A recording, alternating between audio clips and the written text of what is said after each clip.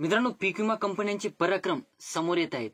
पीक विमा वाटपाला सुरुवात झालेली आहे. रब्बी हंगाम असो की खरीप हंगाम असो, आपण आज ज्या जिल्ह्याविषयी माहिती घेणार आहोत त्या जिल्ह्यातील पीक विमा कंपनीचा एवढा मोठा पराक्रम झालेला आहे की काही शेतकऱ्यांना जवळपास 2-2 हेक्टरला 4,000, 5,000, 6,000 या पद्धतीच्या रकमा या वितरित झालेल्या आहेत. तर तो जिल्हा कोणता आहे आणि जिल्ह्यातील कोणकोणत्या तालुक्यात या रकमा वितरित झालेल्या आहेत आणि हेक्टरी किती रुपये हे शेतकऱ्यांच्या खात्यावर तुटपुंजी रकमा वितरित झालेल्या आहे, त्याविषयीची सविस्तर माहिती आपण आजच्या व्हिडिओमध्ये क्लिअर करण्याचा प्रयत्न करणार आहोत. तत्पूर्वी जर चॅनलवर नवीन असाल तर चॅनलला सबस्क्राईब करा आणि समोरील जे बेल आयकॉन बटन आहे ते दाबायला विसरू नका. तर नमस्कार मित्रांनो, मी राज सूर्यतर, स्वागत आहे कृषी मॅन युट्यूब चॅनलमध्ये. मित्रांनो, एकंदरीत बघायचं झालं तर रब्बी हंगाम जे रब्बी हंगामाचा पीक विमा आहे कालपासून बुलढाणा जिल्ह्यातील शेतकऱ्यांच्या खात्यावर हा वितरित होण्याला सुरुवात झालेली आहे.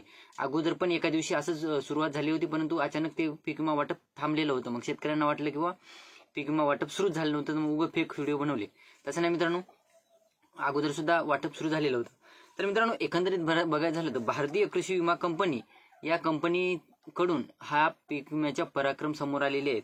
तर काही शेतकऱ्यांना जवळपास विमा कंपनीचा जे 4 एकरला जे एका शेतकऱ्याची 4 एकर जमीन होती, त्या 4 एकर जमिनीला जवळपास एका एकरला एका शेतकऱ्याला फक्त आणि फक्त 6,000 रुपये, म्हणजे 4 एकर म्हणजे 2 हेक्टर च्या जवळपासची जमीन मित्रांनो, आणि त्या शेतकऱ्याला जस्ट 6,000 रुपये पीक विमा जमा झालेला आहे. हे पीक विमा कंपनीचा एक पराक्रम म्हणावा की एक उपकार म्हणावा की एक भीक म्हणावी पीक विमा कंपनी. आता तेच समजत नाही. बॅकग्राऊंड व्हायसला इग्नोर मारा मित्रांनो, नेहमीच झाले आहे. तर मित्रांनो, एकंदरीत बघायचं झालं तर भारतीय कृषी विमा कंपनीकडे राज्य सरकारचा 2,359 कोटी रुपयांचा विमा हप्ता हा जमा झालेला आहे आणि त्या अंतर्गत शेतकऱ्यांच्या खात्यावर कालपासून ही रक्कम वितरित देखील होणं सुरू झालेलं आहे. तर ही रक्कम पात्र शेतकऱ्यांच्या खात्यावर जमा करणे म्हणजे काही शेतकऱ्यांना काल रात्री जमा झाली, काही शेतकऱ्यांना मेसेज येतच असतील. आता ही प्रोसेस चालू राहणार आहे 4 दिवस. तर जवळपास मित्रांनो 2,359 कोटी रुपयांचा जे निधी आहे तो शेतकऱ्यांना मिळणं चालू झालेला आहे. आता ज्या शेतकऱ्यांच्या खात्यावर या रकमा वितरित झालेल्या आहेत त्यांनी मला कमेंट करायचं आहे किंवा मला इंस्टाग्रामला तुमचे जे मेसेजचे स्क्रीनशॉट आहेत ते सुद्धा मला स्क्रीनशॉट पाठवायचे आहेत, म्हणजे जेणेकरून पुढच्या व्हिडिओमध्ये आपण जस्ट त्या स्क्रीनशॉट बद्दल माहिती घेणार आहोत आणि त्या कंपनीवर आक्षेप नोंदवणार आहोत.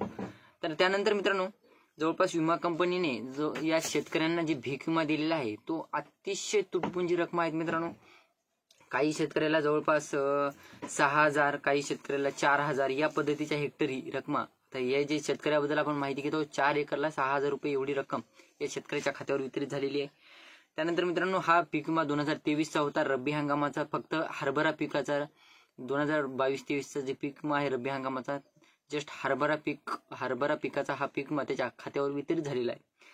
त्यानंतर मित्रांनो, जे पीक विम्यासंदर्भात जे चिखली तालुक्याच्या ज्या आमदार होत्या, ज्या बघायचं झालं तर श्वेताताई महाले पाटील यांनी सुद्धा पीक विम्यासाठी मोठे परिश्रम घेतले होते, आक्रमक भूमिका केल्या होत्या. त्यानंतर रविकांत तुपकर यांनी सुद्धा मोठी आक्रमक भूमिका घेतलेली होती. तर त्यांचं जे आक्रमक भूमिका होत्या त्यांचं फळ मिळालेलं आहे मित्रांनो. परंतु छोटंसं तीळ, फळ म्हणलं नाही, तिळा इतकी रक्कम ह्या शेतकऱ्यांच्या खात्यावर वितरित झालेली आहे. तर खामगाव तालुक्यातील शेतकऱ्यांच्या खात्यावर जवळपास हेक्टरी 2,500, 5,000, 3,500 या पद्धतीच्या रकमा या वितरित झालेल्या आहेत.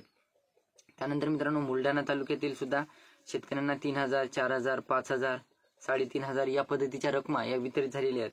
चिखली तालुक्याबद्दल माहिती घ्यायची झाली तर चिखली तालुक्यातील शेतकऱ्यांच्या खात्यावर 4,000, काही शेतकऱ्यांना 5,000 या रकमा वितरित झालेल्या आहेत.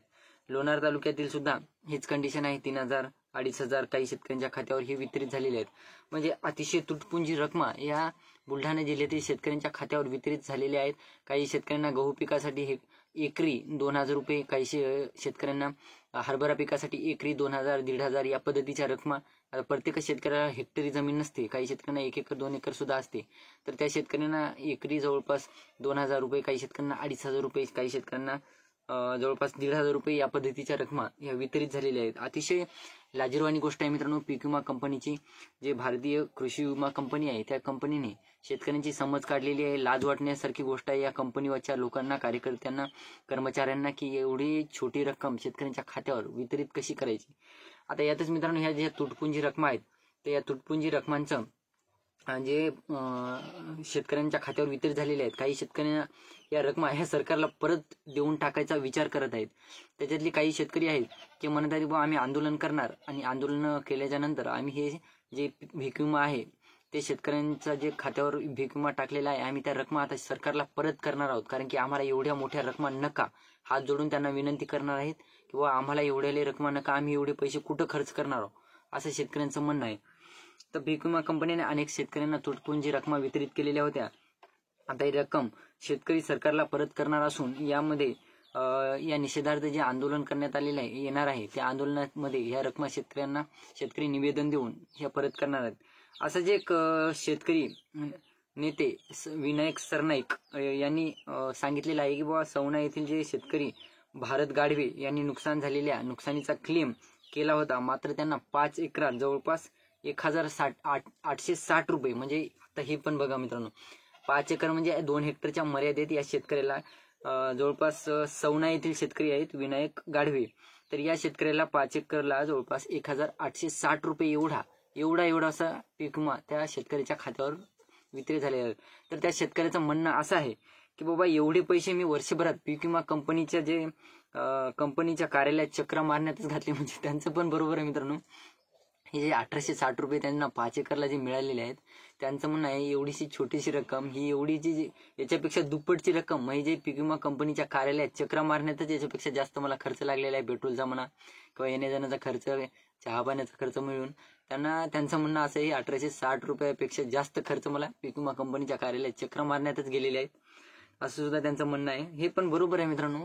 शेतकऱ्यांनी विचारपूस करण्यात, तहसील कार्यालयात जाण्यात, कृषी विभागाकडे विचारपूस करण्यात एवढा खर्च घातलेला आहे. तर या तुटपुंजी छोट्या रकमा या शेतकऱ्यांच्या खात्यावर पीक विम्याच्या स्वरूपात वितरित होत आहेत. तर ही रक्कम चेक स्वरूपात शासनास परत करणार असल्याचं देखील विनायक गाढवे जे सवना येथील शेतकरी आहेत,